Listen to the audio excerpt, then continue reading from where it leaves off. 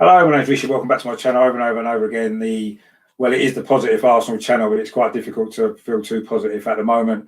This is going to be the North London Derby aftermath show coming up in the other side of this.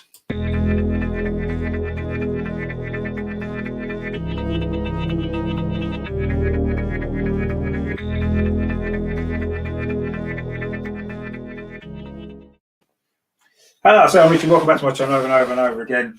This is going out live on YouTube, Facebook, and Twitter. So if you're wherever you're watching it, please give it a like and nip over to YouTube and give it a thumbs up as well and subscribe to the channel. I've got a special guest joining me to dissect the game that's just finished, the North London Derby. Of course, it has finished.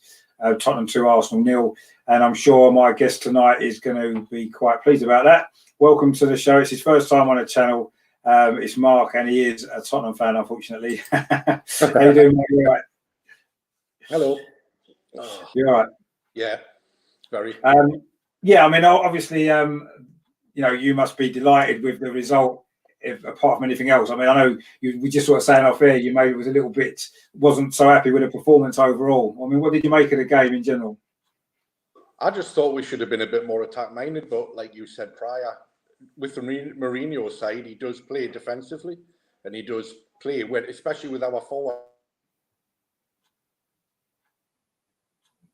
Midweek against Lask in European Cup, European Trophy League, the other players don't have that mindset. So it's worrying if there is a big injury list, who would step up to the mark and who would be able to play in that same way they'll play today. Because I think if we had a weaker team playing that way, I don't think we would have won. I think you would have tore apart because you had better possession. Yeah, I thought in the second half in particular, the game was played in your half of the pitch, wasn't it? Most of that last second 45 minutes. But really, I thought we played it into your hands, really. A lot of the crosses into the box were easily dealt with. You know, your two centre-halves dealt with that pretty well. And, apart from that one chance that Lacazette had, that header, with good save from Lloris, actually, we didn't really have any other real good opportunities to score, did we? And it was almost Mourinho's plan worked to perfection in the second half, I thought. It must have been difficult, perhaps for you to watch, a bit nervy at times. But if we had scored, it would have been a different game. I just think that goal, just before half-time, when Kane scored, in the last minute of the first half, that changed the game completely. Because at 1-0 at half-time, I don't think Mourinho would have been able to sit back as much. But with a 2-0 lead, you've got that buffer, and I think that maybe dictated how he played the second half as well. And he knew we'd have a lot of possession. I thought we showed a little bit more urgency in the second half than we had in the first half, but the quality's not there. And your two goals both showed to me the big difference. I agree with you. Maybe if Tottenham get one or two injuries to key players, they might struggle with people that come in. But at the moment, you've got to be delighted, haven't you, with how the season's gone. I mean, you beat Man City 2-0 in your last home game. You've just beaten us 2-0. I mean, you can't get much better, can you, really, top of the league? And we're sort of struggling massively at the minute. It's painful to watch, I've got to be honest. Yeah, I mean, when the set of fixtures came out and a lot of the Spurs fans were saying, what do you think we're going to get from the City game onwards for the next 6? Because obviously we've got City, we had Chelsea, we've got Liverpool, we've got Leicester, I think, away at Palace. And I had looked at most of the games. I did think we would beat you based on the form that we had. I did think we would do something with City. The Chelsea game I was a bit wary of because we always struggle against them. The Liverpool game, the other one, I think we'll struggle against, purely not because they're playing well, just I think they've got you know yourself, their lineup, their forward lineup, even without Salah in or without Firmino, you've got Diego Jota, who's just, I mean, he's got to be one of the buys of the season along with Højbjerg for me. I mean, that's the way they play. But commenting on Højbjerg's performance today, I mean, he was at a canter for the whole day. It was easy. It was so easy for him. And I understand your frustration because you don't have a playmaker. No, we don't. Well, we do, but he's not in the squad. Well, I mean, we're talking about Ozil on the match. And Neville was saying that he would have him in his squad. And Redknapp was saying that he would. And obviously, we don't know what goes on behind closed doors. We don't know why Dele Alli's not playing. We don't know why Ozil's not playing. We know he's sitting his contract out because he's on stupid money. Dele Alli's not on silly money. We can't afford to pay players wages like what you can or could. I don't know if the structure's any better now or if it's worse, obviously, with COVID. But I just feel today's game was nerve-wracking. We deserved we deserved I'd say deserve to win is strong, because based on performance-wise, if you look at the possession-wise, obviously you look and think, maybe he's not. But on the fact of the matter is we didn't even have a shot on target in the second half. Never made a shot. It was 0-0. No, I mean, to be honest, yeah, but that's Mourinho, though, isn't it? That was a Mourinho masterclass. He's done that against us throughout his whole career. You know, he gets a goal or gets 2 goals as it was today, and then basically says, "Come and try and break us down." And I mean, that's 11 games now, isn't it, for him? 11 games he's played against, and he's not lost one. I think he lost 1 at Man United. I think so, yeah. But that doesn't matter. But it's not many. Obviously, he normally he generally beats us when we play against Mourinho. He seems to know whoever our manager is, whatever our players are. He just seems to have a way of beating Arsenal, and that's what he was today. I thought Tottenham had a plan how to beat us, and it worked.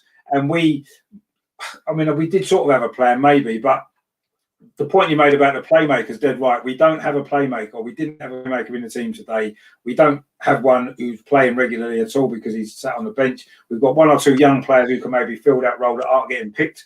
And, you know, I mean, Adam's made a point here, Arteta out of his depth, saying about the success at Man City with Pep. But you've got to remember, Man City have got a lot better players. And I think Arteta's frustration is he's working with players that aren't good enough or aren't as good as he needs them to be. And when he said the other day about he needs 5 or 6 new players, well, if you need 5 or 6 new players, mate, you're at the wrong club, because we ain't going to buy 5 or 6 quality players. We're not going to do that. We can't afford to do that, you know. And so he's got to get more out of what we've got.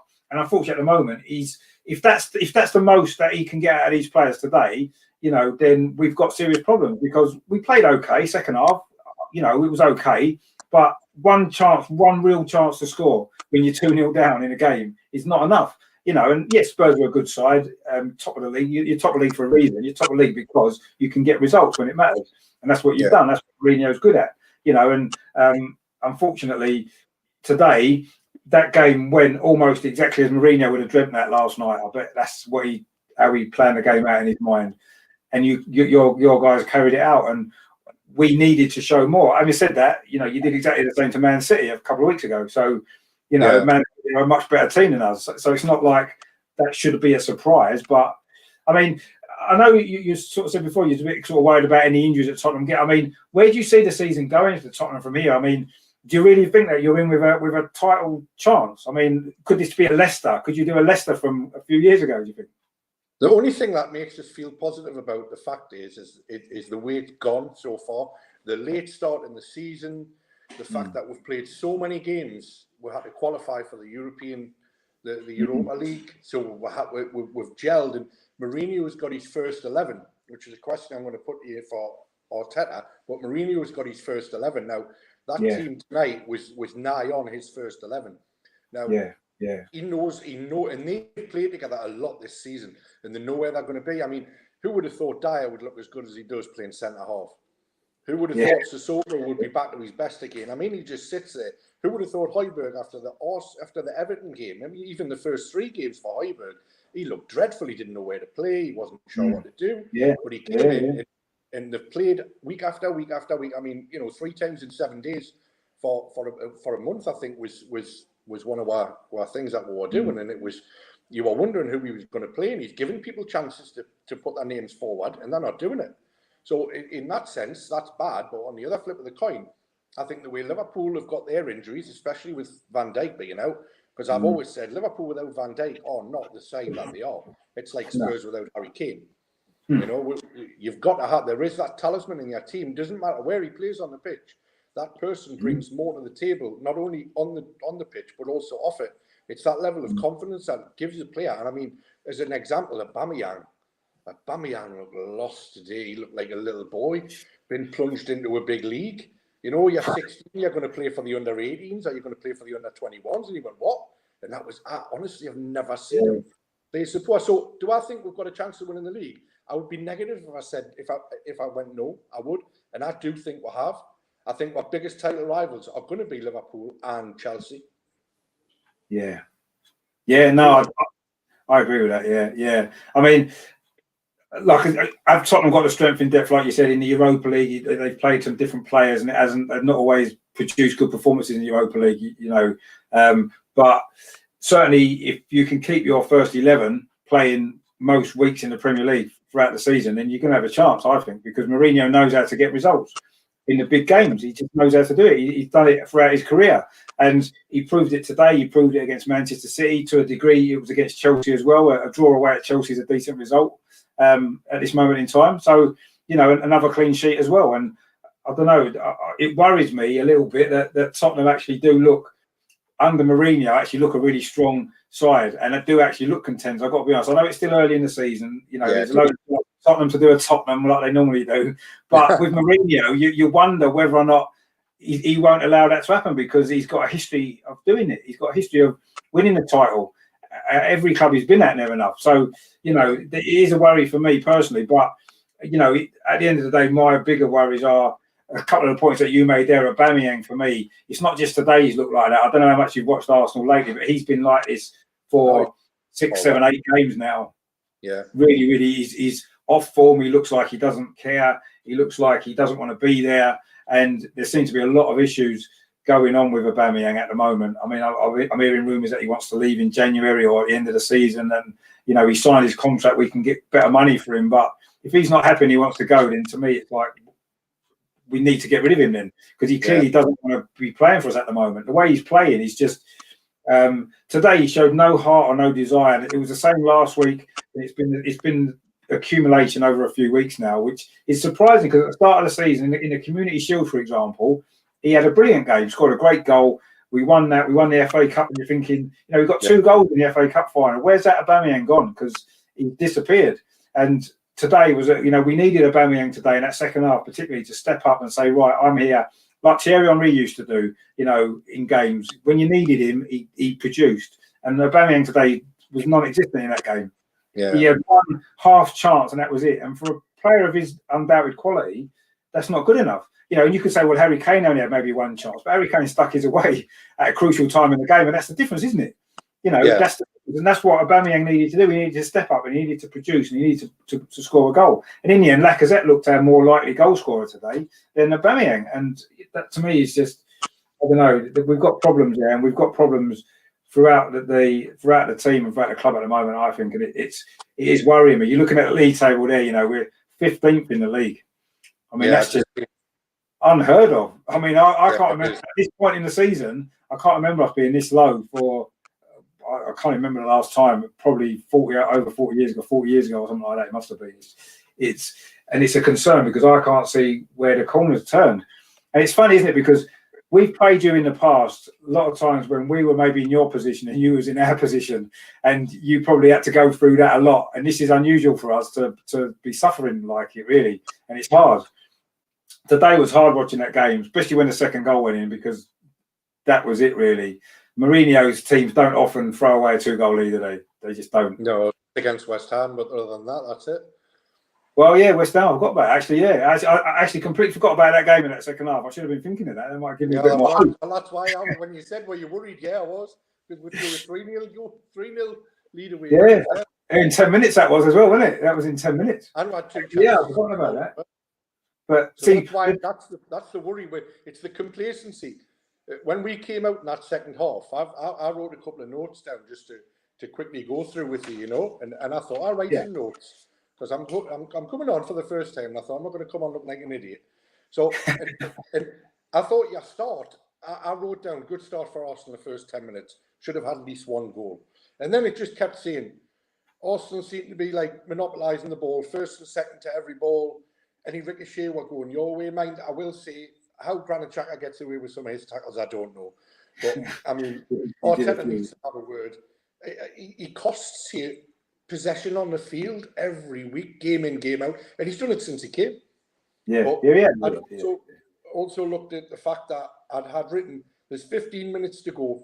And if Arsenal get 1 chance in this score, the game turns on its head. Because that's the difference. Mourinho hasn't got that. We'd already put a defensive player on and taken an attacking player off. So we're already, I mean, we ended up with 6 defenders on, 2 central defending midfield players. So that's 7.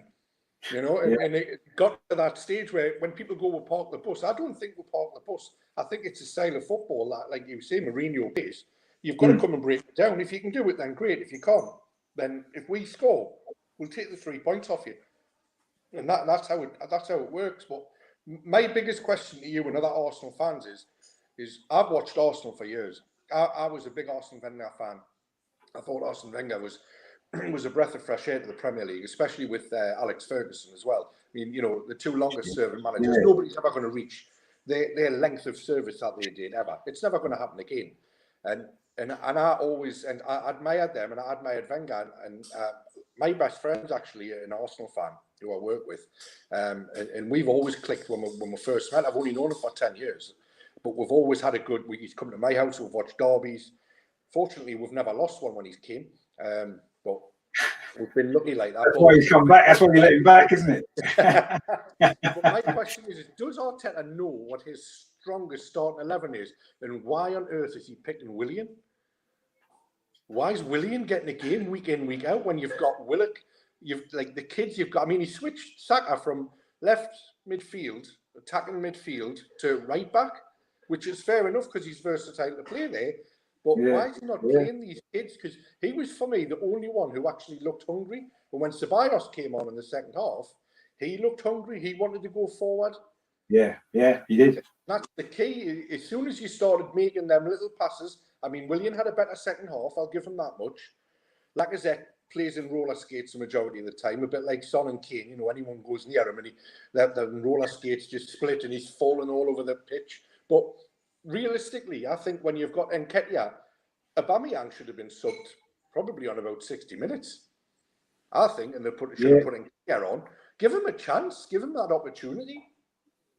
And let them do it in big games, because at the end of the day, it's not working in the littler games. It's working in Europe. All these kids playing in Europe, and you look fantastic sometimes going forward. But why can't they do that against the Premier League teams? How does Arteta not know they can't? You've got a good squad of players, young players. No, I agree. We've got some potentially good young players, and yes, they've done well in the Europa League. And then you've got to look at the opposition in that we've had this season. Our Europa League group was quite weak, and you know we should have beat all them teams anyway, and we have, which is fair enough. But some of those players performed well enough in those games to at least be thinking, well, surely you deserve an opportunity in one of these Premier League games when we're not playing well anyway. What have we got to lose? We're not going to get any worse. You know, we keep losing games. We lost last week. We lost this week. We drew 0-0 the week before. We lost at home to Aston Villa the week before that. So we're not winning games. So why not give them some opportunities? I mean, I was amazed today that Maitland-Niles never got to play at all. I mean, you mentioned Willian, and yes, Willian's not been performing well at all. But Hector Bellerin, for me, at right back, is the weak link in that team. You know, it was no surprise that both goals came from that side of the pitch. I said before the game that was where the danger was. That's where Son plays. And the first goal was, you know, we had an attack. Bellerin was out of position. He tried to get back, but he couldn't make it. The second goal, again, I don't know where he was actually, when Harry Kane scored. And to me, we've got Maitland-Niles who can play right back. He's a much better defensive player. Why he's not getting a game? He was sat on the bench today, didn't even come on. And in the end, like you said, he put Saka there, which is fair enough because, you know, Saka is a versatile player and he's got pace and he's got a quality delivery. But why not just bring Maitland-Niles on for him? It didn't seem to make sense. And I don't understand why some of these players aren't getting to play in the Premier League now. At the beginning, you could think, well, okay, you know, are they ready to play in the Premier League? We don't know. So he's going to stick with maybe the more experienced players. But now that's not working. It hasn't been working for weeks. So surely now some of these players, yes, he gave Willock a couple of games. He played against Leeds. He started last week's game against Wolves, and it didn't really work. But you can't just put them in and out. You've got to say, well, I'm going to put my faith in you for 5 or 6 games and see. And then if it doesn't work after 5 or 6 games, then you maybe review it. But you can't just say, I'll give you a couple of games and we've lost, so I'm going to take you out and I'll put the experienced players back in. You know, Nketiah is not getting many opportunities. Maitland-Niles isn't hardly playing at all in the Premier League. Willock's getting very few opportunities.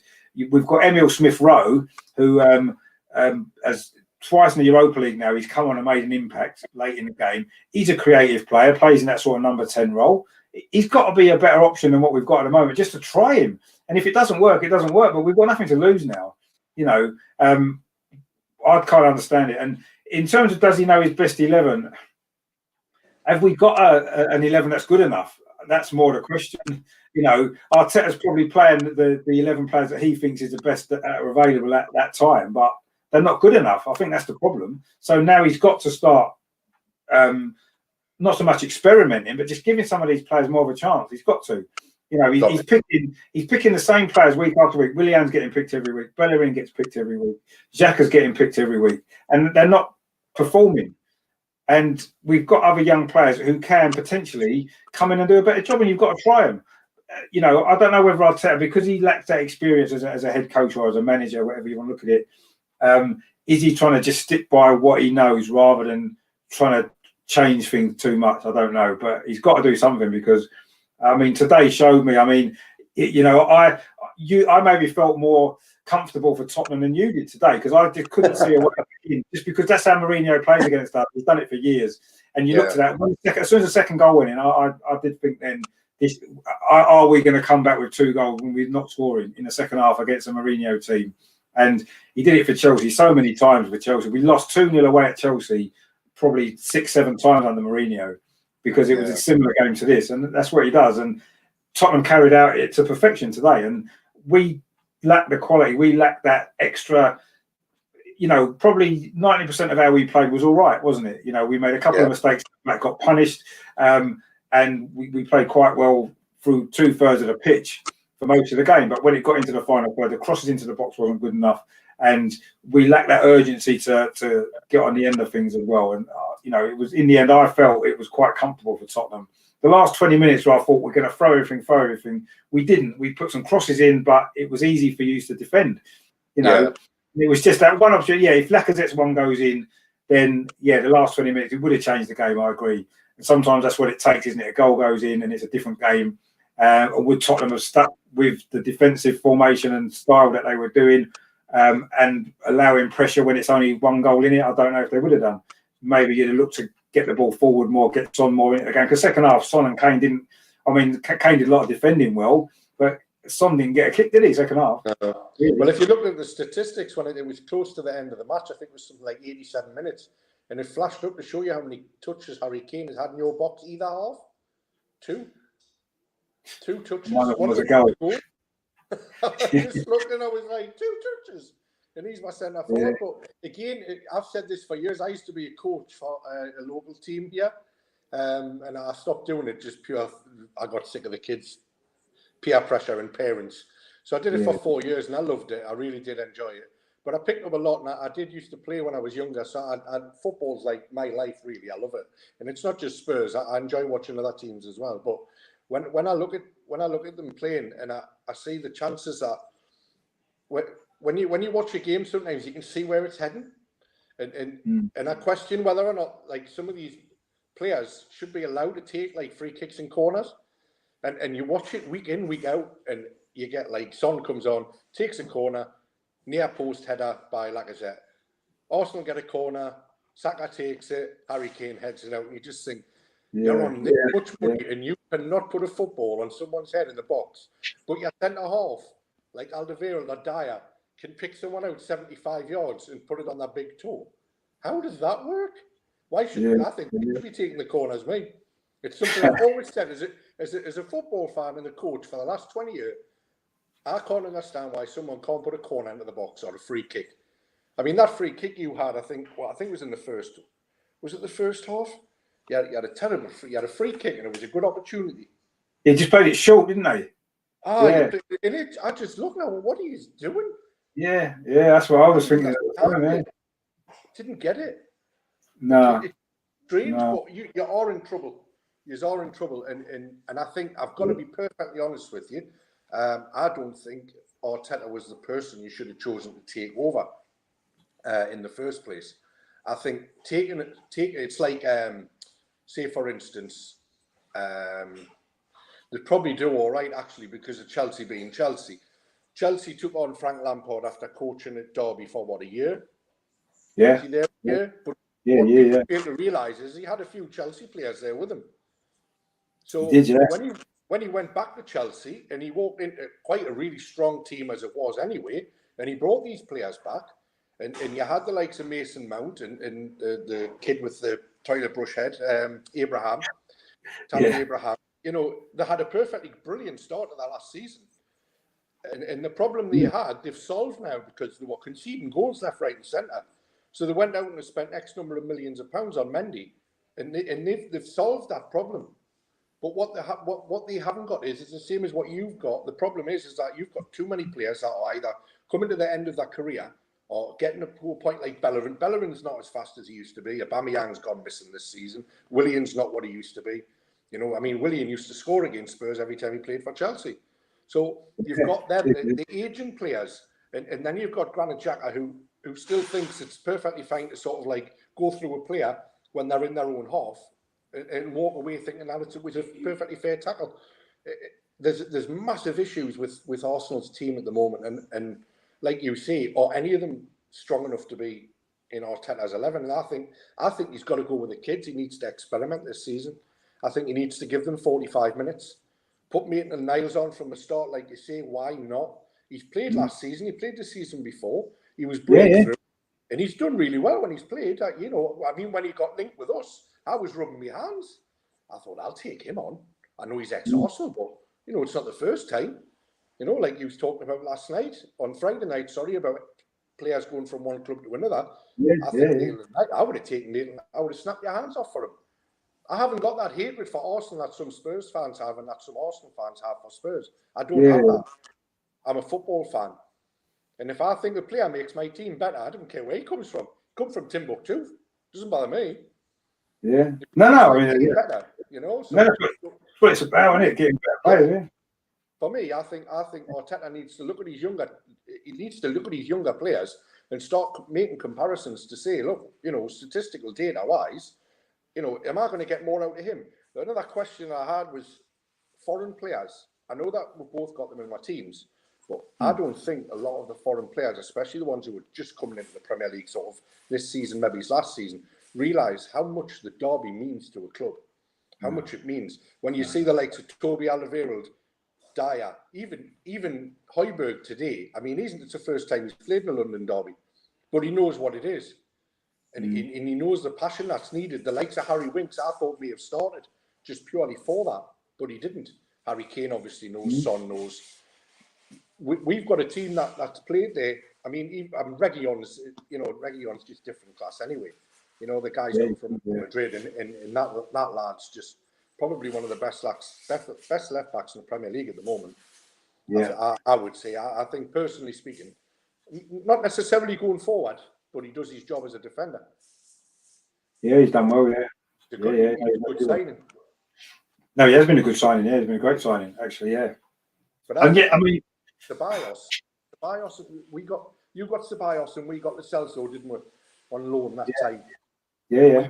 We bought Lo Celso. Now, for me, Lo Celso, he's a much better player as an impact sub than he is starting, because I don't think he had a good game. No, not especially. I mean, the thing is, when you look at the game, Tottenham probably didn't play that well, but they didn't need to.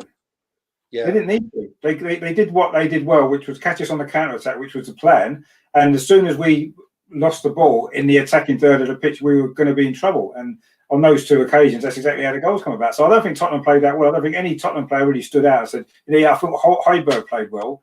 But no Tottenham player had to play that well, because we made it easy. Well, I don't know if we made it easy. It became easy because we lacked the quality to make it any more difficult for you. And that, it was I thought it was a pretty comfortable victory for Spurs. Really, it was. And I know we had a lot of possession, but if it had been the other way around, I would have felt quite comfortable, I think, as a Tottenham fan in that second half, because you couldn't see where a goal was coming from us. I didn't think, and it is frustrating that when you say about Arteta, I kind of agree that he would be the right man if we could buy the players that he needs. I don't think he's a good enough coach to be able to work with the players that we've got. And he probably got the most he could possibly have got out of them last season, winning the FA Cup.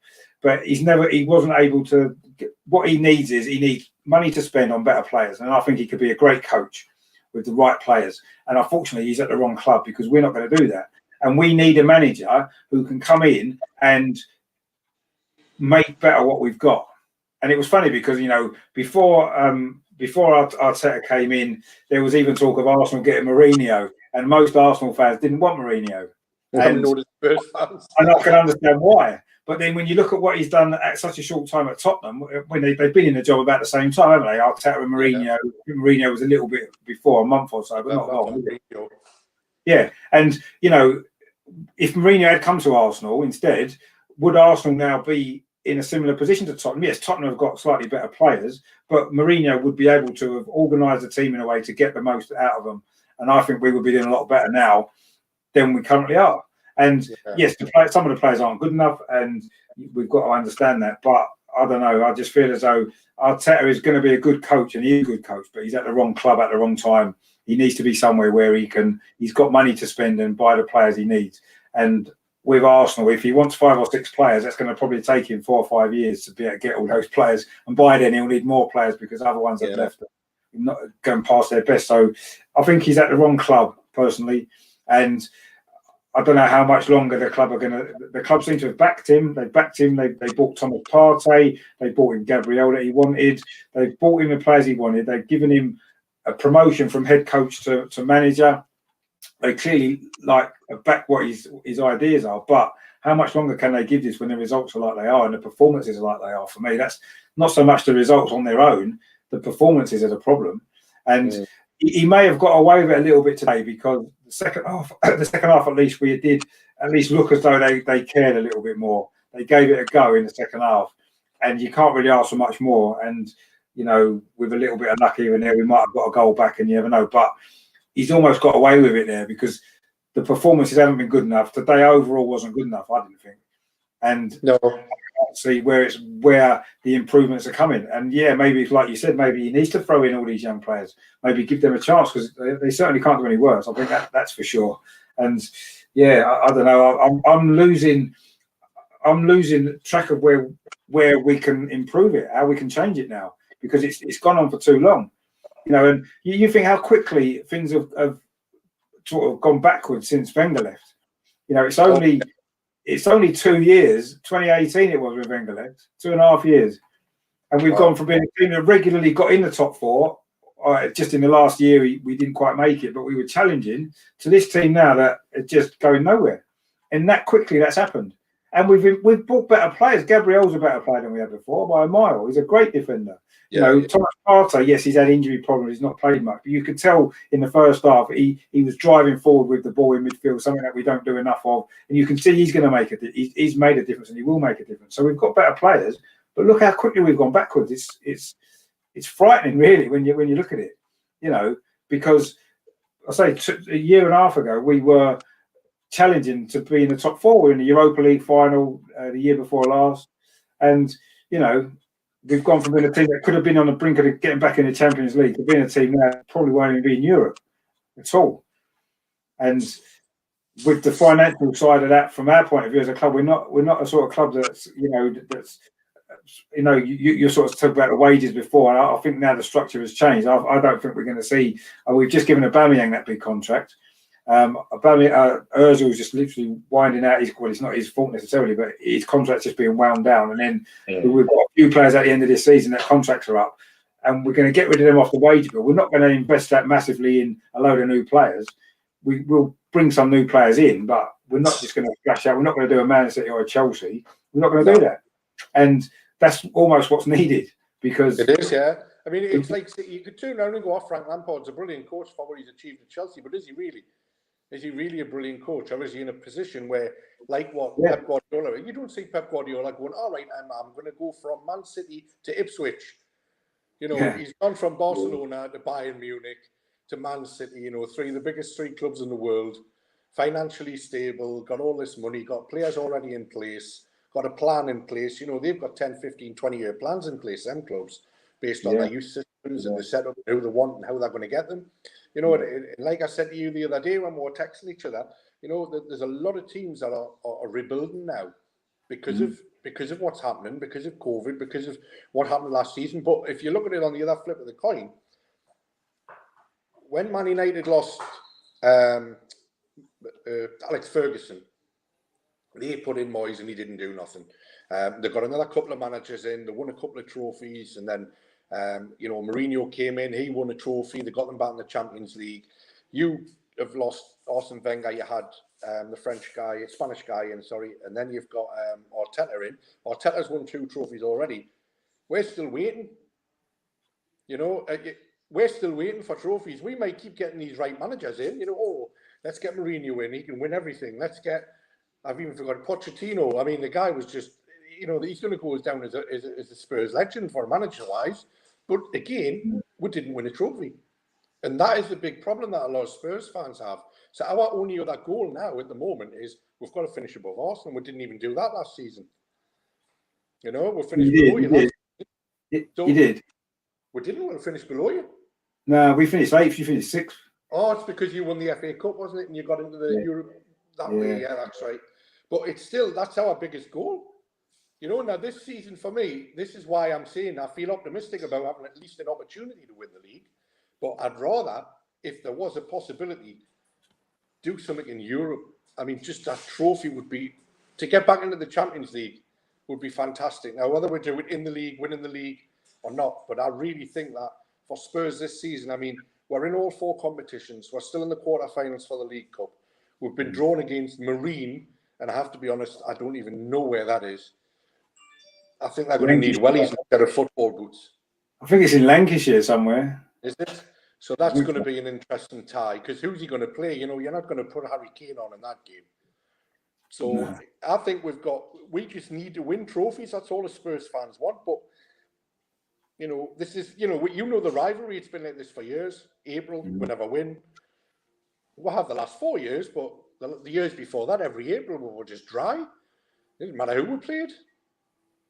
When Ellie got there with Harry Redknapp took the team, I thought, to the brink.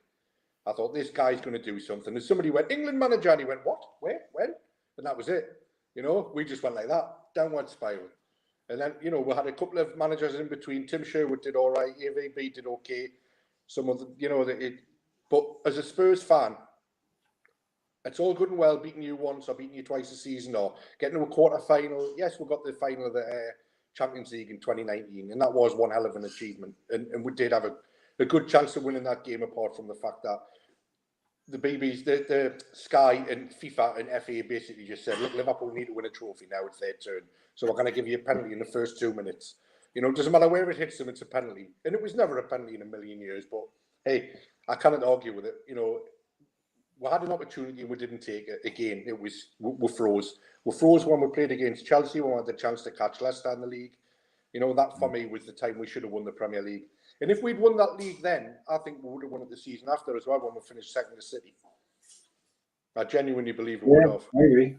Sometimes it takes that, doesn't it? It takes a trophy to give belief to the crowd and the players. And maybe that's what, from our point of view, it's maybe been good that Tottenham haven't won a trophy recently, because they may well have pushed on and won a few more. And that would have been even harder for us now in the position that we're in. But I guess at the end of the day, we are still the FA Cup holders. And it's easy to forget that when you look at how poor we are at the moment, how badly we've been playing. And, maybe from your point of view, you'd have probably loved to have won the FA Cup last year. But would you swap that? But would you swap that? Would you have swapped winning the FA Cup last season and be where we are in the league now to where you are in the league now and not having won the FA Cup last season? No, not a million years. I'd stay with what. But it's the important call. It's year after year, though, when you see Chelsea picking up a trophy, Arsenal get one the year after, then a break, and still we can't step up to the plate. We lost against Norwich last season in the FA Cup or the League Cup, and I think and that was painful. And we were at home, we had fans, the place was full. Probably the best stadium at least in Europe. Unfortunately, I haven't been yet. I was there mid-construction, but I haven't been to see it completed, and I haven't been in yet. But I just think we'll just miss these little. I think this is what Mourinho can bring to the club. I think he can take with that tiny step. That's all it takes, just a tiny step. I think Arteta-wise, I like the guy. I thought he was a top-class player. I think if you're going to learn anything from anybody, you might as well do it off Pep Guardiola. The guy's won everything where he's been. But again, he's walked into huge clubs with huge financial backing. And you know, you pay 50 million for a right back. What? How long ago did they buy Walker? 6 years? I mean, Yeah. you know, 50 million for a left back, for a right back's a lot of money.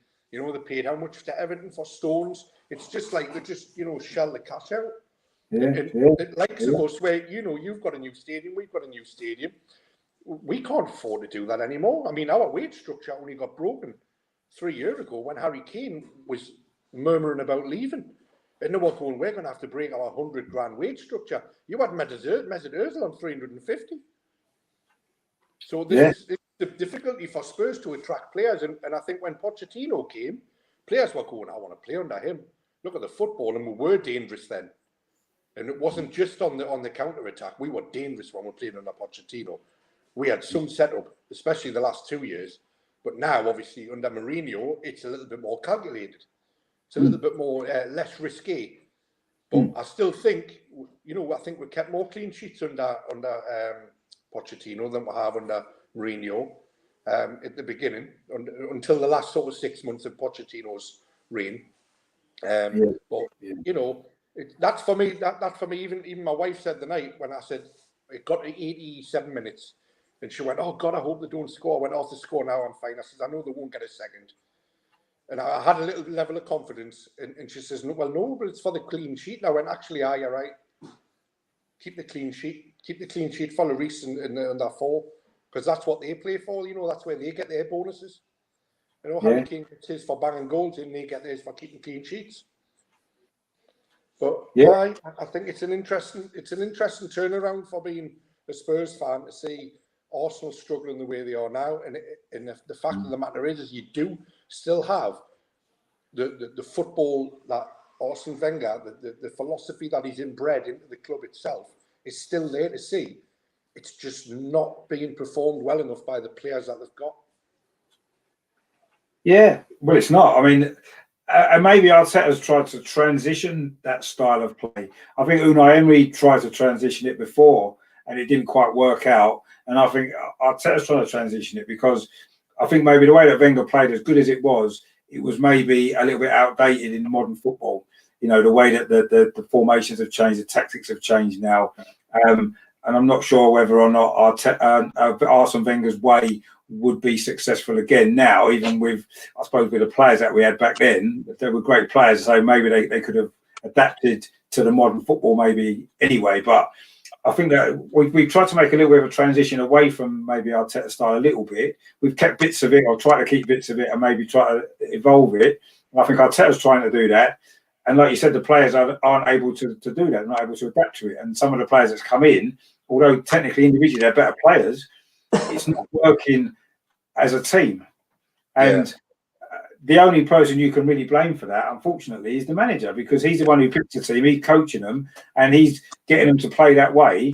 And there's nothing to say that another coach would come in and make these group of players play better necessarily. But having said that, the manager we had before, who we didn't really give a lot of time to, Emery, we performed better in terms of results statistically than we are at the moment. And so maybe another manager can get more out of him. I don't know. We're in a dilemma that we don't want to just keep changing managers. I mean, Tottenham did that, didn't they, for years? They changed manager every year, 18 months, a new manager. And they never built any stability, and that's probably why the club never really progressed. And then obviously Pochettino came in, and he was there for quite a long time. They got a more settled kind of philosophy maybe at the club, didn't they? Because one manager stays for a long time, and his philosophy gets pushed into the club, and it became successful. Maybe not the right word, because no trophies were won, but certainly in terms of where Tottenham were to where they went was a progression. Yeah, it was a massive progression with the club, and now they've got Mourinho in, who he doesn't have a record for staying anywhere particularly long time and falling out with people and causing problems, but he certainly has got a record of creating success quite quickly. And you know, maybe that's what Tottenham needed to go from that being the improvements that they made to actually, like you said, going on and winning some trophies. And maybe Mourinho's meant to do that for a couple of years, and then he'll probably fall out with everybody, fall out with Daniel Levy, and he'll be out, and someone else will have to come in and take up the reins, whoever that might be. But we're in a situation now where we've got a very inexperienced manager, his first role at the top level as a manager on his own, and he's struggling.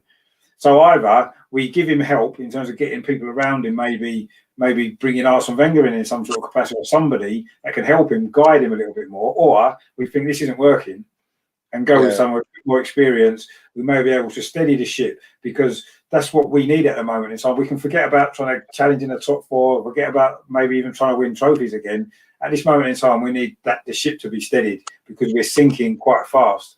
And we're fortunate in the fact that, you know, the league table, we don't need to really be worried about relegation particularly, because there's 7 or 8 teams that are a lot worse than us. But we shouldn't be in a position that we shouldn't even be 10th, 11th, 12th. We shouldn't even be there. We should be in the top half of the league. That's where Arsenal should be as a club with the players that we've got. The wages that we're paying, we should be a lot higher up the league, and we're not. And something needs to change to get us back there, you know. And what that change is going to be, I don't know, because Arteta has he lost the dressing room, or I don't know. But some of them players aren't playing for him. Do you think his captain's the wrong choice? Because I'll say that now, because I think Spurs' captain's the wrong choice as well. Because for me, we should have either Dyer or Højbjerg as our captain. I don't think Harry Kane's a good captain, and I don't think Lloris is a good captain. Personally, I just think it should be someone who's got that vocal. You see them every game when I'm watching them every game. Now, for me, I don't think your captain should be Aubameyang, because, like we said before, he's like a little boy lost at the minute.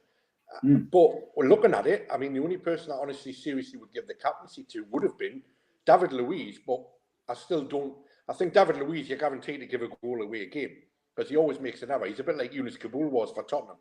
You know, every time I seen his name on the team sheet, I thought, right, we're 1-0 down already when we even kicked off.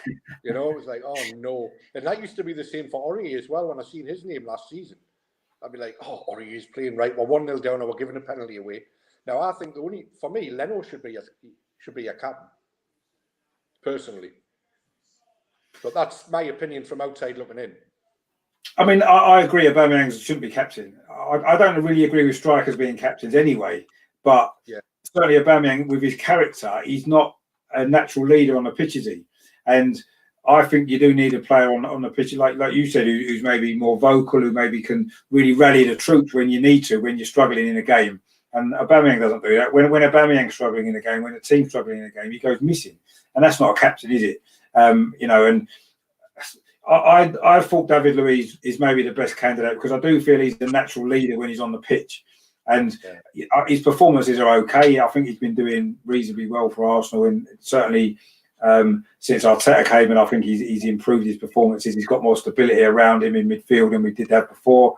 But he's probably the most natural choice as a leader in that squad at the moment. But if you take the captaincy off Aubameyang when he's just signed that big contract, he's not playing well.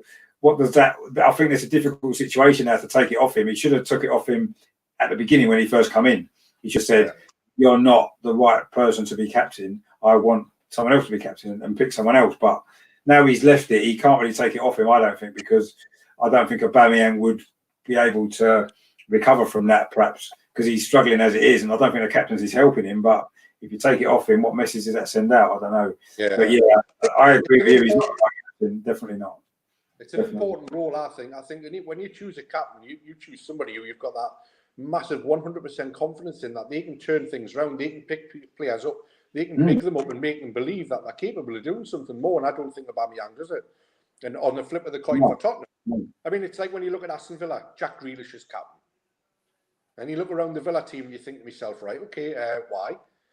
You know, there's bigger leaders on that pitch when you watch Aston Villa play. I mean, Jack Grealish, as good as a player as he is, you know, he would walk into probably every side in the Premier League, I think, on current form.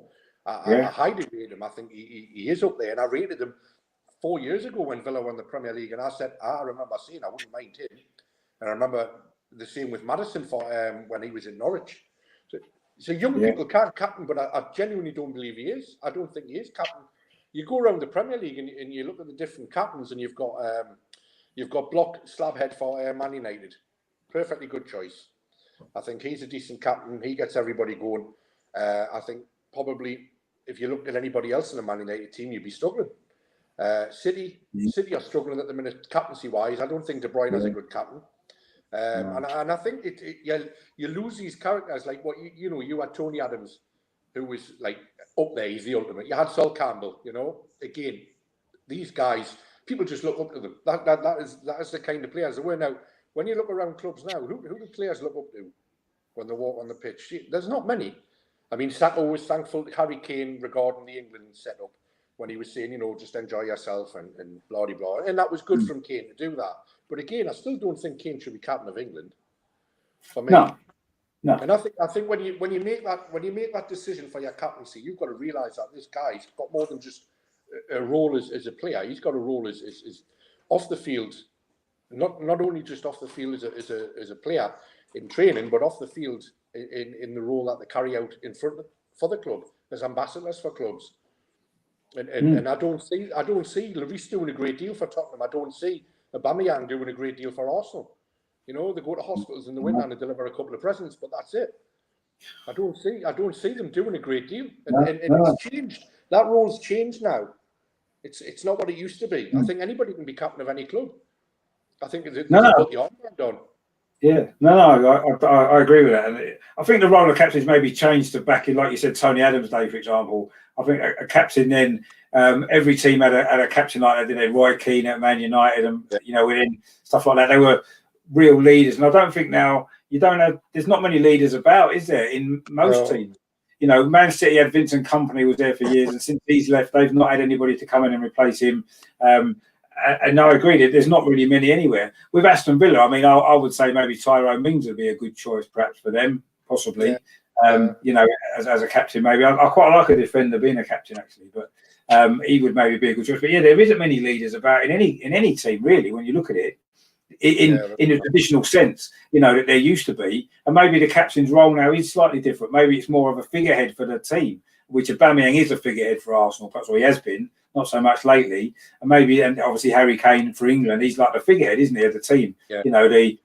And maybe that's what the roles become more now. I don't know, but they're not leaders as they used to be. I don't think. Maybe Liverpool's the only. I mean, I think Van Dijk should be Liverpool captain, maybe, but at least Jordan Henderson is he's a bit more of a traditional captain than some of the other teams have got at the moment, perhaps. But Van Dijk's a natural choice, isn't he? Really, I don't know how he's not captain, to be fair. But anyway, again, it's a different type of character now, maybe, to be captain than it used to be. But yeah, I don't know what difference that would necessarily make to Arsenal at the moment. But I don't think Aubameyang's a captain at all. He never was. In the same way that Thierry Henry probably wasn't either, really. He became captain. He became captain because he was the best player and he was been at the club for a while. But was he? I suppose he was a leader, but he wasn't a captain for me. Not in that traditional style. I didn't think. But I suppose, like I said, maybe the roles changed and it's what it is now, isn't it? But I don't know what Arsenal are going to do about that side of it. I don't think they can take it off him, as I said, because I just think that would cause more problems than it would solve, really. There'll be a lot of toys coming out from. Yeah, and I just don't know how Aubameyang would react to that and how it would affect his performances, because something needs to change, because he's not playing at all at the minute, and I don't know. There's something that needs to be looked at perhaps at some point, but I don't think that's the priority. Maybe at the moment we've got a lot of problems, and that's one of them. That's one of many, perhaps. But how far down the list it is in priority to sort out immediately, I don't know. But I'm losing a lot of. I've called this channel the positive channel, but I'm losing a lot of positivity. The last 5 or 6, 7 weeks have been.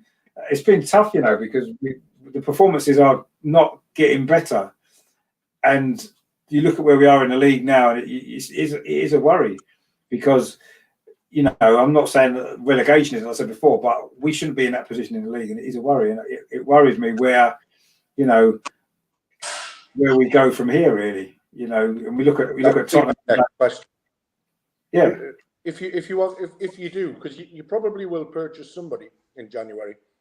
It'll not be a big buy, the same as it won't be for us, and probably a lot of the clubs. I think January will be a really quiet window, especially for the bigger clubs. If you could improve, or you can improve, who would you go for? In a sensible a sensible option. I mean, they're talking 100 million for Grealish. Everybody would love to go, we'll have him. But who's going to pay 100 million apart from City and Chelsea? And where does he fit into that team? He'd probably get into the City team, but where do you put De Bruyne? And I know they're not the same kind of player, but they're both playmakers. So do you have two playmakers? I mean, Grealish has got the engine on him. You know, the kid can get up and down. He's a good number 10. But would De Bruyne's nose be put out? So that question, I mean, where would he play for Spurs? No problem at all fitting into my team. Not an issue. You know, and Ndombele doesn't do everything that he's been £65 million paid to do. And Lo Celso, at another whatever price we paid for him, he doesn't do it either. So there's Harry Kane for me is our playmaker now. He's lost that edge of pace. He's dropped back. I mean, the guy's the highest between him and Son. I think Son's got 10 goals, Kane's got 7 or 8 now. 8. Kane's got 10 assists or something, and Son's got 3. Yeah, it's the highest in the Premier League statistically. It's the quickest anybody's ever getting to that statistically, and every bloody week we seem to break another record statistically, which is good going forward. But so the likes of Jack Grealish, people can go out and buy him, and he would improve any team. But there are players, and even yourselves have got players who I think could improve teams. The likes of Maitland-Niles, the likes of Smith Rowe, and players like that who just are not getting that chance. And this is why you're getting a lot of players going to Germany. You know, Sessegnon's in Germany, they're currently top of the league. Juan Foyth has gone to Spain. He's doing all right over there. One of the biggest and stupid mistakes we ever made was selling Kieran Trippier. The only thing I can think of is Trippier was sleeping with Levy's wife because he was shipped out and gone. It was like, right, you're away tonight. Yeah, it was quick. I never understood that. I wasn't even, you know, it wasn't even like there was anything in the paper to say we didn't want him or there was an interest from someone. It just went go. So I think there's a lot of players out there that would improve both yourselves and us who are youth players. Instead of them going, give them the experience like we have. We're sending people out and it's worked. Danny Rose it worked for. Harry Kane obviously it worked for. Fortunately, Harry Winks hasn't been in that position. Oliver Skipp's gone to Norwich. Now, whether or not he'll come back and improve Spurs, I don't know. I think having Højbjerg in kind of like said, kind of put pay to that, and the way Sissoko's playing at the minute, that would say, right, you're third, maybe even fourth in the pecking order behind Winks. But I think there's players out there that would improve your team that you could get either on loan or for a sensible fee, and there is players that we could get. I mean, even Max Aarons is still at Norwich, isn't he? Is he the left back or right back? Right back, yeah. You know, these players have played in the Premier League. You don't want to be buying a guy from Jerusalem who scored 3 goals in 2 games because somebody told you he was good, and bring him over to us for £25 million. He's never played, never kicked a ball. This is what happened to Partey the night. I don't think Partey realised how heavy this game was going to be for him. I don't think he realised. I know you like him going forward. I think his one forward run, he got lucky when he clattered Højbjerg and he managed to come away with the ball. But other than that, for me, he didn't do jack in that game. Realistically, I thought he was poor. He went backwards quite a lot of the time. But I don't think he just looked like he was like, what's going on here? This isn't how we normally get. Like, this isn't a normal game for me. But I don't think he understood the importance of a London derby, and that's the thing. You get players who played in the Premier League week in, week out, and they've got relegated. This is why I don't understand how teams didn't rape the likes of Norwich, the likes of Bournemouth. I mean, Newcastle went and signed Callum, the centre forward. Yeah, Callum Wilson, yeah. Yeah, Callum Wilson. And I was like, wow, how did nobody else come in for him? How did Newcastle get him? You know, and I'm thinking this guy scores goals. And what has he done? He scored goals. For a very poor team, because Newcastle are poor. Newcastle are lucky if they get over the halfway line. You know, you think about us parking the bus, but Newcastle are poor, very poor. But and then you look at who else Norwich got relegated. Pukki. Nobody came in for Pukki. No. You know, I know he had a good start in his first season in the Premier League and he tailed off in the end, but you get into double figures, for me, you know, there's a lot of, you've only scored 10 goals this season. So Son, not rubbing it in. No, you're right. It's the likes of why spend 67, 80 million pound on this playmaker of a midfielder who's banged in 25 goals in the PSV league or something like that, or the second league in Spain, or whatever. When he comes to the Premier League, he hasn't got a clue what's going on. They don't know. It's the best league in the world. It's the fastest league in the world. And there's nobody, if you can't walk into a team, you cannot walk into a team in the Premier League unless you've been at a decent tempo or you just get lucky, because there's not many players do it. No, you're right. Yeah, you're right. No, you're totally right. And in terms of players that we'd buy, I mean, you mentioned Norwich. I actually like that Buendia, who plays for Norwich midfield. I think he'd improve us. He's got a bit of creativity about him. I also like the guy at Brighton, Basuma, midfield player. Yes. He's a ball winner. He gets himself about, and he's a sort of player. Those two actually, just putting those two. I mean, our midfield is our weakest part of our team. I think right back as well. Again, like you said, Max Aaron's at Norwich. You know, he's still at Norwich, so he would improve us as well. I mean, there's a lot. I've always said this. I was saying, you know, that player from Brentford who's gone to West Ham, Barama, he could have maybe improved us in terms of going forward. Ollie Watkins come from Brentford. He's done a good job in the Premier League. These players are Arsenal as a club, and the big clubs maybe generally don't go for them sort of players. But then you look at Liverpool. They got Wijnaldum from Newcastle. They got Henderson from Sunderland. You know, Van Dijk from Southampton. Mane from Southampton. So there's players that maybe smaller clubs in the Premier League that can do a job for a bigger club if you get them at the right time. And there's a few players out there already in the Premier League, like you said, that understand English football. They understand the Premier League, and they could come into Arsenal, I think, and improve us straight away. And I think Thomas Partey will. I don't think he was totally fit today as well. I mean, I thought he was probably. Yeah, he was our best midfield player in the first club. I don't think he was totally fit, and in the end, he had to go off. But somebody like Buendia or that guy at Basuma at Brighton, they could come into our team straight away. They're used to the Premier League, and they could do a great job. They wouldn't have to settle in for 6 months. You know, Nicolas Pepe is another player that we've brought in from France. He's struggling to settle in the Premier League. He might never make it in the Premier League because he just might never quite adapt. And, you know, another player that we could get, we've got someone like Reece Nelson, a young player, again, not even on the bench today. It's like, why would he not be on the bench? He came on against Wolves last week, played quite well. He played well in the Europa League game the other night, and he's not even on the bench today. And then you've got Willian, who's not really performing that well, gets a full game. And again, you know, we've got players who could improve what we've got already there, and there's certainly players out there already currently playing in England who could improve us as well. That aren't going to necessarily cost a fortune either. I mean, I don't know how much Buendia would go for from Norwich. I'm sure we could get him 25, 30 million maybe. You know, you just bought out Højbjerg. You just bought Højbjerg from Southampton, probably the best player on the pitch today. You know, and 25. Yeah, it just goes to show, isn't it, that if your recruitment's right, you buy the right players, then you can improve your team. You don't have to get all these fancy foreign players, do you? That may well be good players, but will they ever adapt to the Premier League? You just don't know. It's a risk, isn't it? And with some players, you know, paid 7 million for him because we sold Kyle Walker-Peters for 17. So that was, like I said to you before, you know, the players like him is just the bargain of the season for me. It's just someone who just stands out like that and just performs the way he has. It's just out. It's crazy.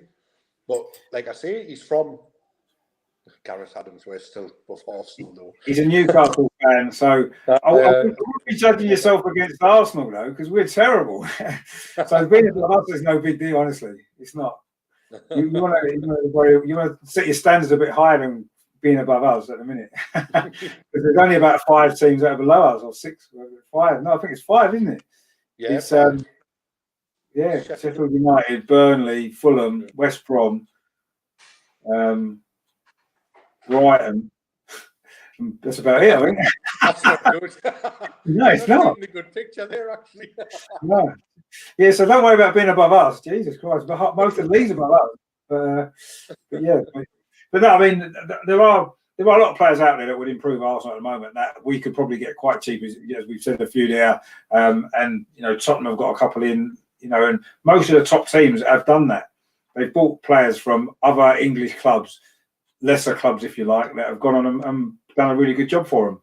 And I don't see why Arsenal can't look to do that in January. If we're going to buy 2 or 3 players in January, you know, the foreign players are nice to have if they're going to be good, but they could take 6 months or a year to settle. Most of them do. Thierry Henry took a while to settle. Dennis Bergkamp took a while to settle, and they were top quality players. You know, what chance has Nicolas Pepe got, who's an all right player? But if it took Thierry Henry time to settle. You can't expect Nicolas Pepe to come in and settle straight away because he's not on that level of player, is he? And it's obvious he's going to take longer. Whereas we could probably have bought somebody in a similar position to him who already plays in English football. We'd have probably got him cheaper. I mean, I thought Wilfried Zaha was perhaps the one we should have tried to get. He would have been expensive, but he understands the Premier League and he would have fit straight in, wouldn't he? Well, he scored 2 goals today, so... Yeah, exactly. I know they only had 10 minutes, it was West Brom, but yeah, he did score 2 goals today. You can only beat what's in front of you, though, can't you? I mean, Russ there, obviously an Arsenal fan. I'd say us to go, have no guts and no fight. I thought they showed a little bit of fight in the second half today. Not enough, but the second half I thought we showed a bit more fight perhaps than we have done in recent games, but it wasn't enough. For a North London derby, it wasn't enough when you're 2-0 down. I'd rather have lost the game. Yeah, I'd rather lost that game 3 or 4-0, really throwing everything at it. And we had a lot of possession, but everything was in front of Tottenham, wasn't it? We didn't get in behind very often. There was no balls over the top. There was no balls into the 18-yard box where you were pulling my defence left, right, and forward. We're back on 2 sets of 4s. Yeah, it was, and it was comfortable for Tottenham. Tottenham looked comfortable defensively in that second half, and although we did have a lot of the ball, we maybe did lack that little bit extra fight that we needed to really, push Tottenham back a bit more and really put them under pressure, and we didn't maybe do that. Does Arteta have to go? Yeah, I'm not sure quite yet. I don't know. I think the club are going to stick by him because they've invested a lot in him already, not just in terms of the players they've bought, but in the whole project, if you like, they're calling it. They've bought into that, and I don't think they can just get rid of him after not even a year yet. It's coming up to a year. Yeah. I don't know whether that's long enough or is it long enough. I don't know. What would you do if you was an Arsenal fan now? Would you think Arteta should go, or would you want to maybe stick with him a bit longer?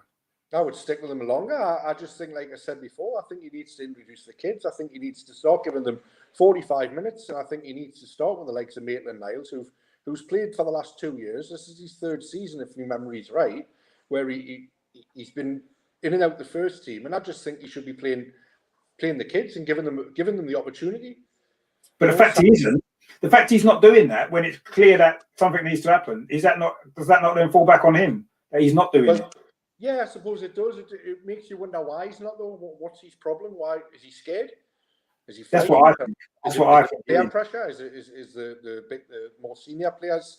So, like you say about the dressing room. I think he's scared. I think he's scared of taking that risk of throwing the kids in and it not working and either destroying their careers. And I do think sometimes it's easier for young kids to come into a team that's playing well and they can express themselves and they can grow. Where you throw young kids into a team that's struggling, it can be difficult and it can kill a young player's career. And I don't know whether he's maybe thinking of that a little bit. I don't know. Maybe he's thinking, let's get a bit of form together, let's improve and give them the opportunity. That's why he's playing maybe in the Europa League games that we can win. And he's not maybe, I don't know if that's the reason. And if it is, maybe he's taking too much care of them because the club overall is more important. And sometimes you've got to throw them in and see if they sink or swim. And if they sink, then they sink. But then they're not good enough if they sink, are they? Yeah, so that flip of the coin on that argument is if they're not good enough, they're not good enough. Yeah. Doesn't matter whether form-wise is a doing great. You learn more. I think you learn more about your players when you're losing games than when you're winning games. It's easy when you're winning. Oh, yeah. It's easy when you're winning. And yes, for young players, sometimes that's what they need. But for me, he's got to do something now. We've got a lot of games coming up between now and Christmas, a lot of difficult games. It's a busy time of the year. And I think now's the time to think, right, we're not winning games in the Premier League. We're not even scoring goals. We've got to do something. And if it's throwing the young players in, it's throwing them in and seeing. We're not going to play any worse, are we? I don't think we can. We're either going to improve or we're going to stay the same. And then you haven't lost anything by trying them. They've got more experience. Russ says, Spurs didn't even have to try. I mean, we said before, I don't know if you watched the beginning, but, Tottenham had a game plan, so they carried it out, and that's it. So that's what they did. They didn't need to do any more than that, did they? Because we didn't cause them enough problems. So they did what they had to do. And yes, they didn't have to work particularly hard to win that game, unfortunately. The 2 goals were well taken, but we made it easy. I mean, Son's finish was a great finish, to be fair. But we gave him that space to work in, didn't we? It was easy for him. As soon as he cut inside, you're thinking, we were in trouble here. And sure enough. You get that feeling, So I thought, well, there's goal 1. Thank God for that. I'm a bit less nervous now. But if Russ is saying that Arteta should go, obviously you know yourself as an Arsenal fan. There's a plan there. There's a setup. They know what they're doing, and they've bought into what Arteta sold them. Who would they get, and how much is it going to cost them? You know, it's because what happens when you're sacking and moving on. We know this as a club. When you're sacking managers, you know, your deal that you've got to end up paying them is like 10 million, 4 million, 6 million. That could have been spent on you know, a 20-year-old from another club like Bournemouth or somewhere like that. It can give them an injection. Instead of splashing out 40, 50, 60 million pound, why not try just investing a little bit? Instead of saying, right, we're getting rid of the manager, and this other manager coming in with a completely different setup, who thinks, well, I don't like anybody over the age of 27, so I'm going to play all of the younger players, and he's not going to get a game, and he's not going to get a game because there are managers out there like that. Spurs wouldn't purchase players over the certain age for a good while. No. We went, no, we've got a line, and that's it. You know, and Levy was. That's a lot of Tottenham fans complain about Daniel Levy. They cannot stand the guy. And I'm in a lot of groups where sometimes I switch off and I leave them because negativity is like mentally bad. It's just so unheard of. I've never seen anything like it. It's like watching Arsenal TV. You know, the negativity on that is just horrific. You know, these players hopefully don't watch it because they'll probably end up at the end of a rope at some point. But when you get like the likes of Arteta coming in with his plan, which manager is going to then come in and produce another plan using the same set of players? What's he going to do? How's he going to do it?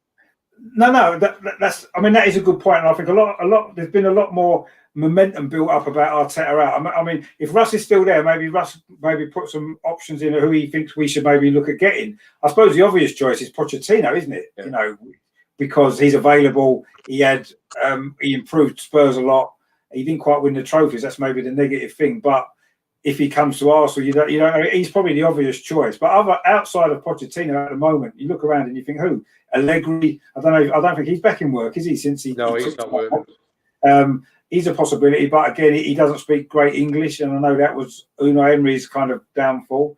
But I don't think there's a lot. It's not like there's a lot of choice out there to think, well, this manager, that manager, whatever it is. Those two are probably, I would say, the best two that we. High profile managers. Yeah, that could come in, have got experience, and could maybe do something with this and turn it round, possibly. But other than that, you're looking at there's not many other options, I don't think, and I don't know what Arsenal fans in general are thinking, because I think Arsenal fans want to stick by Arteta a bit longer. You know, he's an ex-player at a club. He does talk a lot of great stuff in his press conferences and stuff. He seems to get Arsenal, and I do think he wants the best for the club. He just might not quite be experienced enough to deal with these current problems. But I think Arsenal fans generally want him to stay. But if we are going to get rid of him, we need a plan in place to replace him, not just, think, well, we're going to get rid of him, get another manager, and if that doesn't work, do the same again, which, we said before, Tottenham used to go down that road, and other clubs have done it as well. Man United have done similar things since Ferguson went, and it hasn't worked. And Arsenal's still going to be in the same situation in 5-10 years' time, where we've changed 3 or 4 managers and we're still no further forward. Or do we stick with Arteta now, like Man United have done with Solskjaer? You got them in the Champions League last year. They're actually up to 4th in the league now, aren't they? Despite all their problems. So maybe we need to stick by Arteta. Maybe we need to stick by and give him a couple more transfer windows. Let him bring in a couple of players to improve it and see. And if by the end of maybe next season, or even the end of this season, if we finish in 16th place this season, I don't think he'll survive. No, I don't that. Think even if we won the Europa League, I don't know, that might save his job maybe. But yeah, that's going to maybe decide. But I don't know. It's difficult because there aren't many options out there that you look at managers and think, I'd love him at the club. He would improve. One manager who I would take, I'd rip his arm off, would be Bielsa from Leeds. Yeah. Because when we were talking about, everyone was complaining about Mourinho at Spurs. Oh, I hate Mourinho. This is like, end of last season, beginning of this season, when we had the bad run in the Europe where we were like drawing or losing against like rubbish teams, and we had lost against Everton, because that was one of the worst games of football I've ever seen, the Everton game.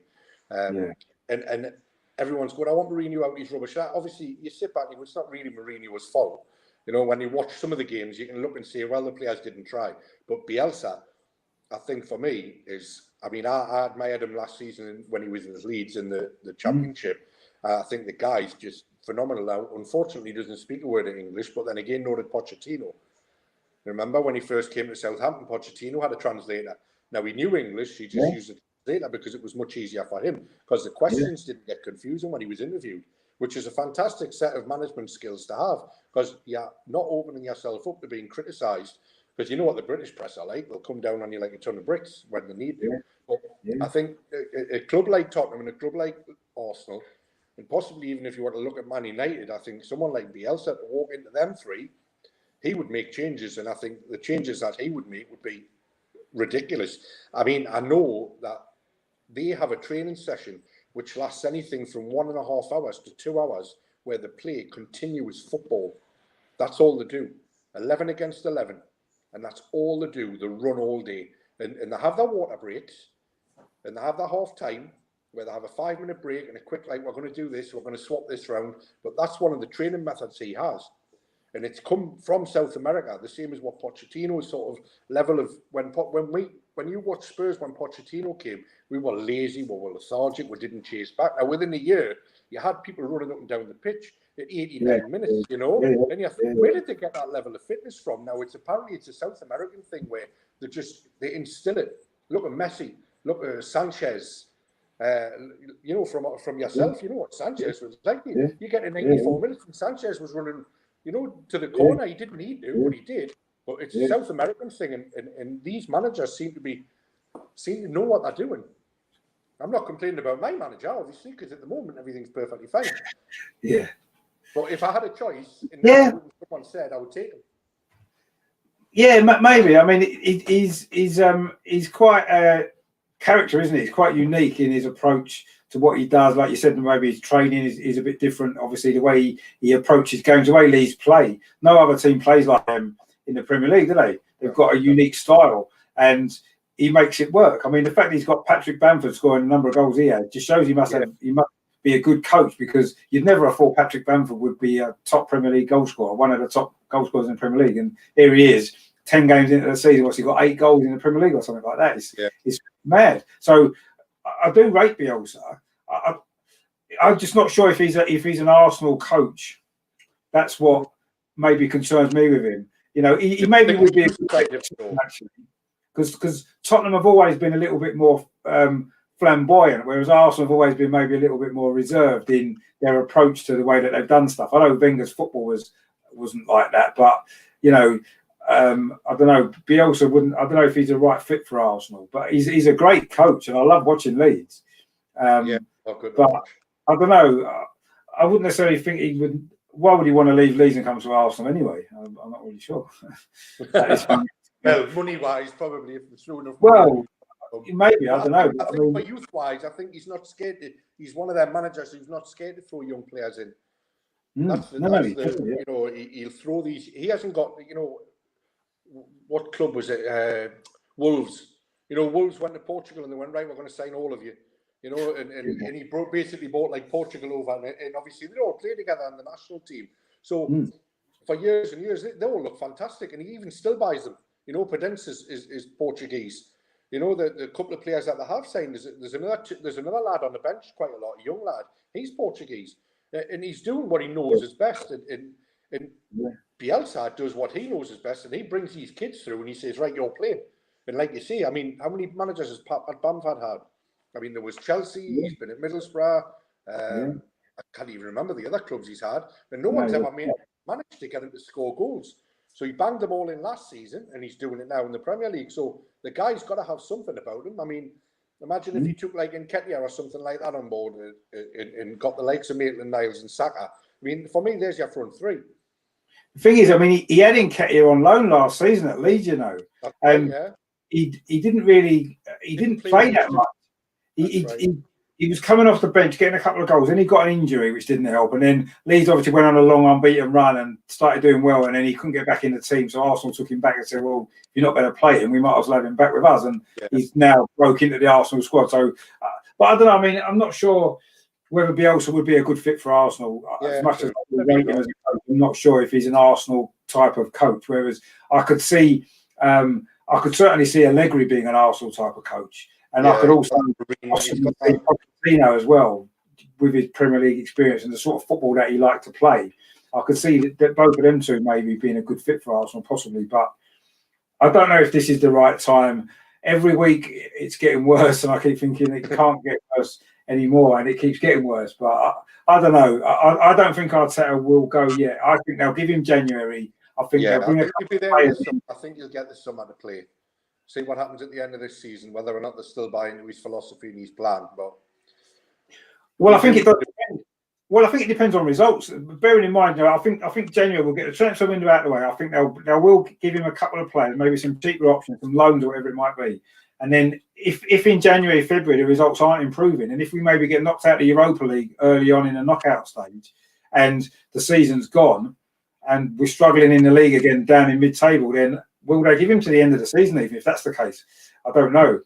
But he does seem to be able to pull a rabbit out of the hat in the cups, Arteta. Even this season, we're in a quarter-final still of the Carabao Cup. He hasn't lost the domestic cup tie yet with us. And I know we've got Man City to play in that, so that's going to be difficult. But he seems to be able to pull it out in the cups. And if he does that in the new year, the FA Cup comes around, and if we can go on a run again, that might keep him in his job, even if the league results are still pretty poor.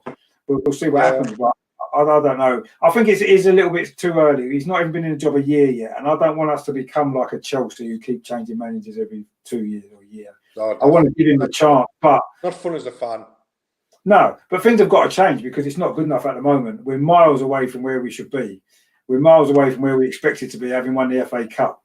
If anything, I'd have thought that the way Tottenham have started this season, that's almost how I expected us to have started, because the momentum from the end of last season and a couple of good signings in the summer, I thought we would maybe go on and be similar kind of run to that, and we haven't. Teams like Southampton are flying ahead of us. It's madness, really, what we're doing. But it is. It's a strange league this year. Well, it is a strange league. Tottenham are top. That's how strange it is.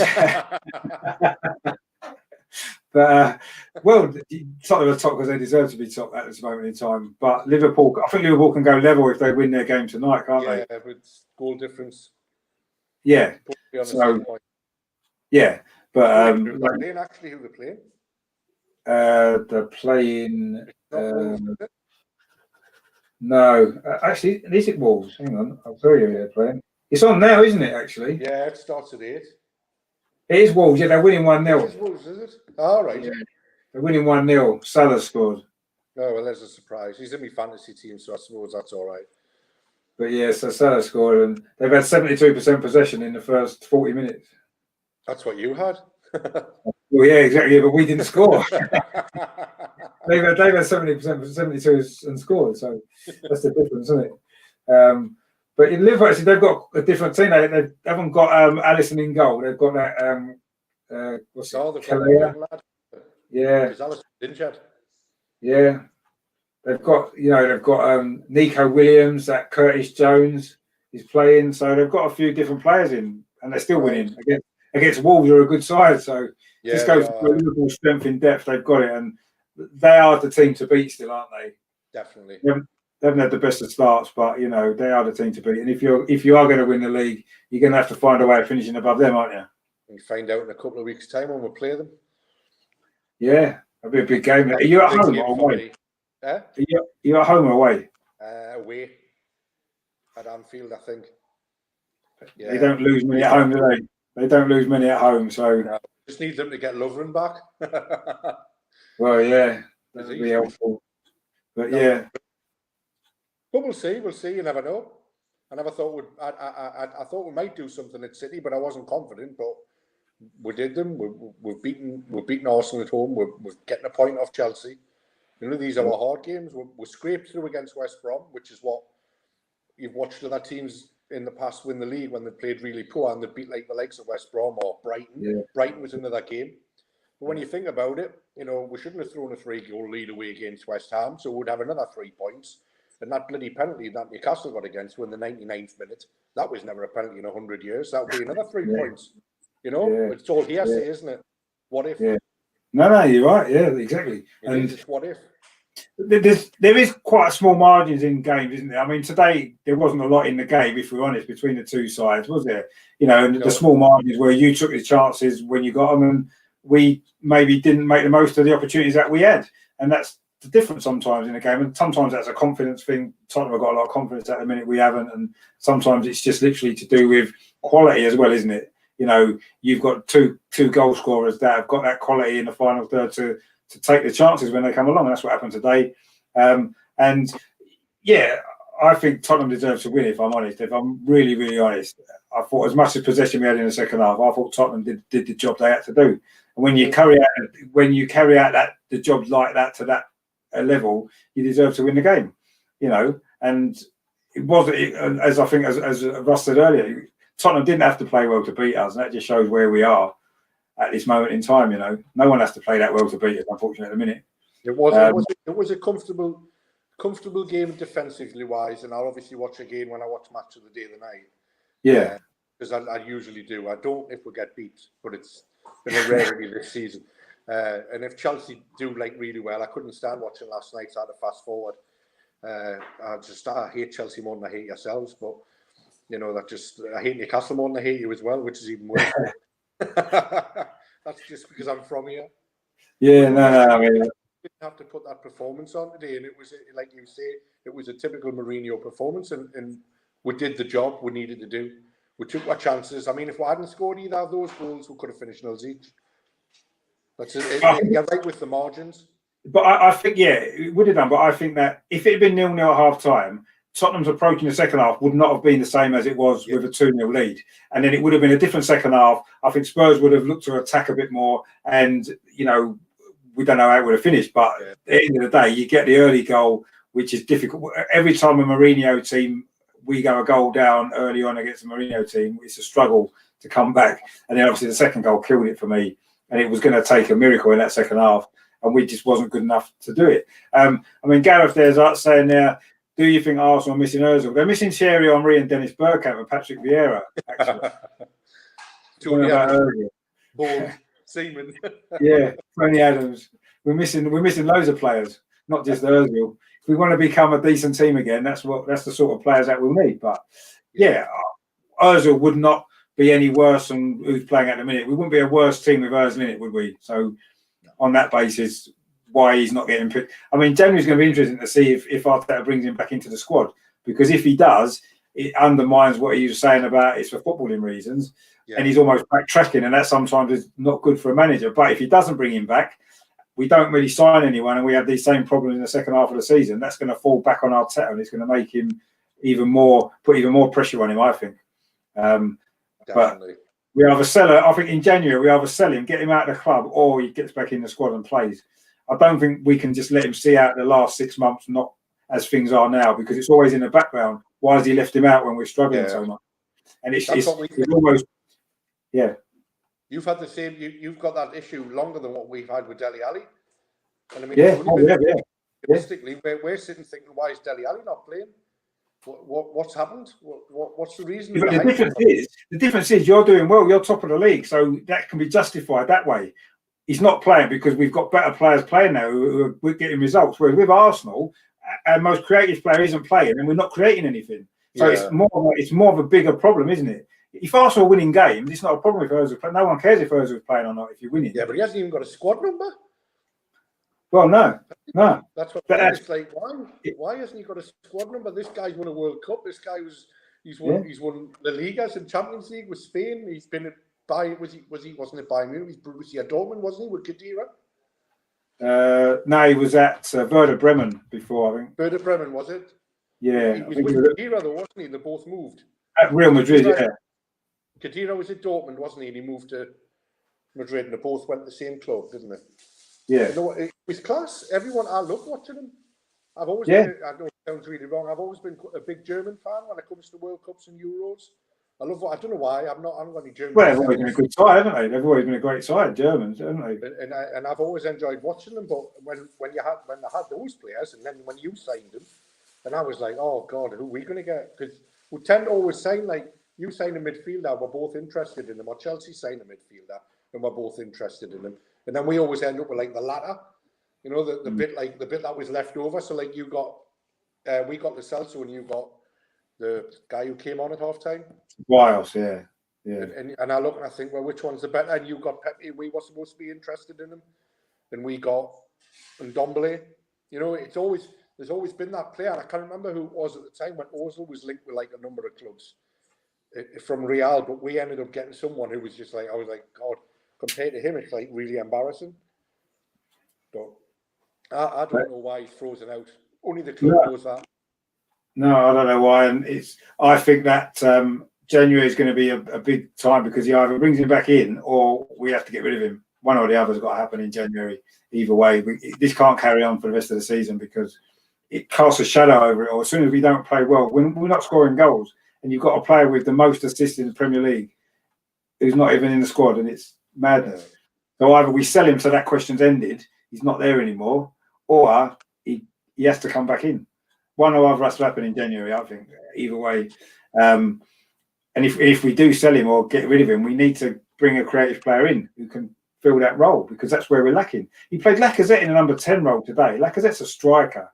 He's a centre forward, and he's playing. He played him the other night in a number 10 role. Yes, he scored a great goal, but he's not a number 10. He's almost. Why are you playing players that aren't number 10s in the number 10 role? We played Willock in the number 10 role before. You've got a number 10 who's sitting at home watching the game from the telly. You know what I mean? Yeah. He probably watched my watch along today, probably, but he's sitting at home. He's sitting at home when he should be out there playing. It's just when the players that are playing there, they're not natural in that position. If you're gonna now, he's now playing a number 10 in the team. He wasn't before. The system that he was playing, maybe you could see Ozil maybe didn't fit it, but now he's playing with a number 10. And if you're playing that system, and you've got a player who's naturally in that position, one of the best there's ever been in the last 15 years, you've got to play him. You've just got to do it in January now because he has changed the system. So we'll give him the benefit of the doubt.